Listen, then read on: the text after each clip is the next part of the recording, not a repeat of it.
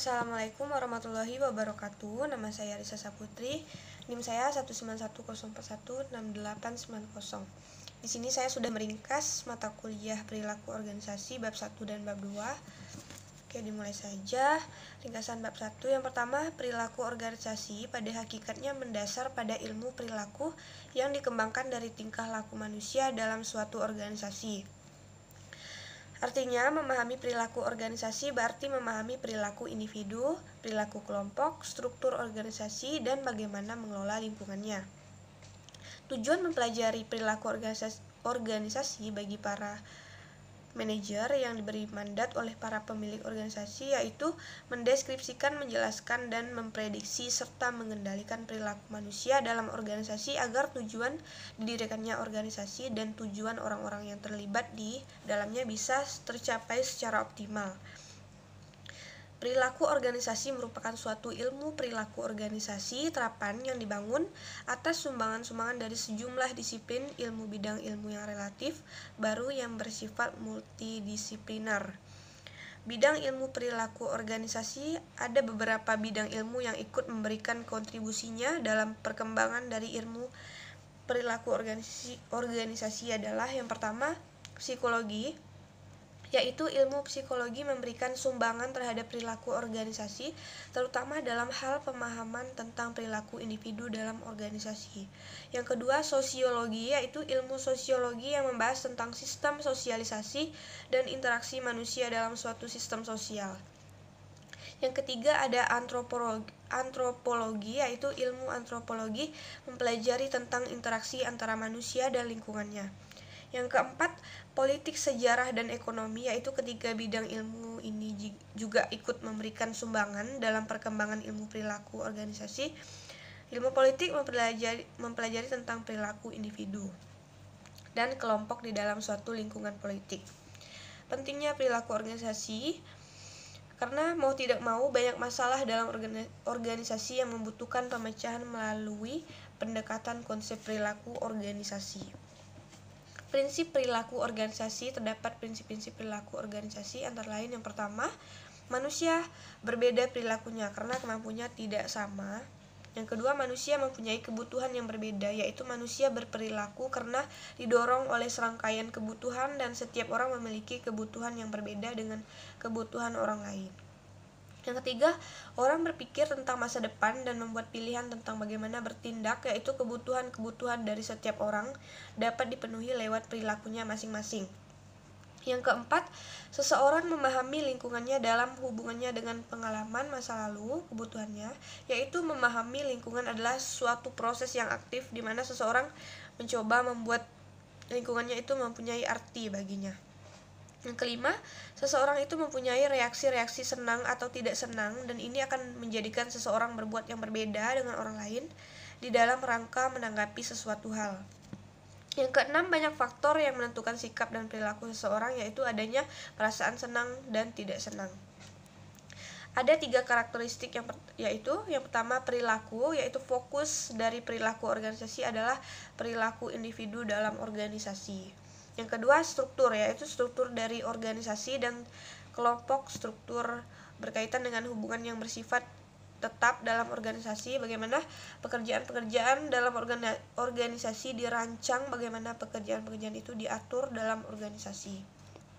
Dan yang ketiga terakhir, proses, yaitu proses organisasi berkaitan dengan interaksi yang terjadi antara anggota organisasi. Pendekatan perilaku organisasi haruslah dilakukan melalui pendekatan-pendekatan. Yang pertama, ada pendekatan sumber daya manusia atau suportif, yaitu untuk membantu pegawai agar berprestasi lebih baik, menjadi orang yang lebih bertanggung jawab, dan kemudian berusaha menciptakan suasana di mana mereka dapat menyumbang sampai pada batas kemampuan yang mereka miliki, sehingga mengarah kepada peningkatan keefektifan pelaksana tugas. Yang kedua, pendekatan kontingensi, yaitu pendekatan kontingensi mengandung pengertian bahwa adanya lingkungan yang berbeda menghendaki praktek perilaku yang berbeda pula untuk mencapai keefektifan. Yang ketiga, pendekatan produktivitas, yaitu pendekatan produktivitas sebagai ukuran seberapa efisien suatu organisasi dapat menghasilkan keluaran yang diinginkan. Yang keempat, pendekatan sistem, terutama diterapkan dalam sistem sosial, di mana di dalamnya terdapat seperangkat hubungan manusia yang rumit yang berinteraksi dalam berbagai banyak cara. Bab 2 bagian 1. Perilaku sangat dipengaruhi oleh lingkungan di mana dia berada, baik lingkungan keluarga, masyarakat, adat istiadat, dan budaya, serta lingkungan di mana individu berada. Jenis perilaku dapat dibagi menjadi dua. Yang pertama ada perilaku tertutup atau covert behavior, yaitu perilaku tertutup adalah respon yang tidak langsung tampak setelah adanya stimulus, biasanya terbatas pada perhatian, persepsi, pengetahuan, kesadaran, dan sikap seseorang yang menerima stimulus tersebut.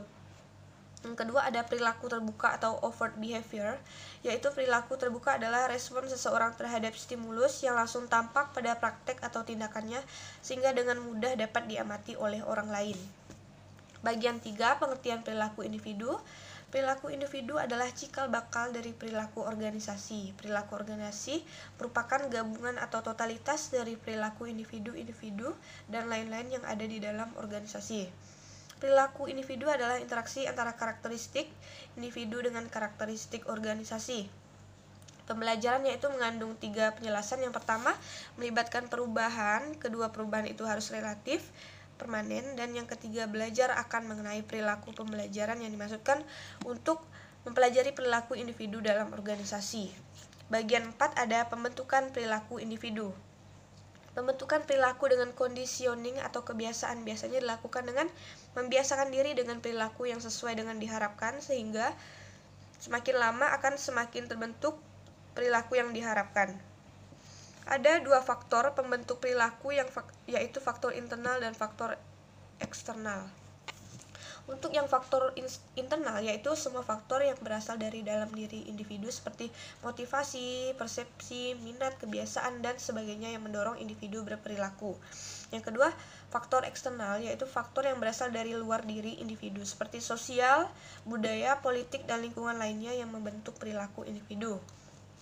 Bagian 5, nilai-nilai dan perilaku individu. Nilai-nilai adalah sekumpulan dari nilai. Nilai adalah segala sesuatu yang dianggap baik dan berharga bagi kehidupan manusia. Setiap konsep dianggap bernilai adalah jika memiliki arti kebaikan dan berguna bagi manusia, bagi individu. Sebaliknya, jika sesuatu konsep tidak berguna bagi manusia dan tidak memiliki arti bagi kehidupan manusia, maka dianggap konsep tersebut tidak bernilai. Dengan perkataan lain, nilai adalah sebuah konsep yang bersifat abstrak serta dijadikan patokan perilaku individu. Semakin baik nilai yang dianut individu, maka akan semakin baik perilaku yang diperankan individu. Sekian itu saja ringkasan yang saya ringkas dari bab 1 dan bab 2 untuk mata kuliah perilaku organisasi. Saya ucapkan terima kasih. Wassalamualaikum warahmatullahi wabarakatuh.